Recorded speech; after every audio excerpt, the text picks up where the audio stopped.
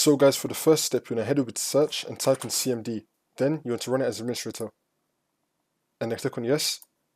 And then once you run this, you're going to type in ipconfig space /flush DNS. Click on enter. And then you're going to type in netsh space winsock space reset and click on enter again. And now for the next step, you're going to type in ipconfig space /release. Click on enter.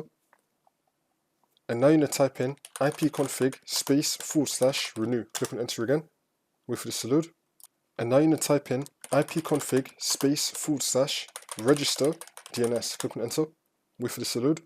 And now we're going to type in netsh space int space ip space reset. Click on enter. Now we have two more. Now you're going to type in netsh space interface space ipv4 space reset and click on enter again.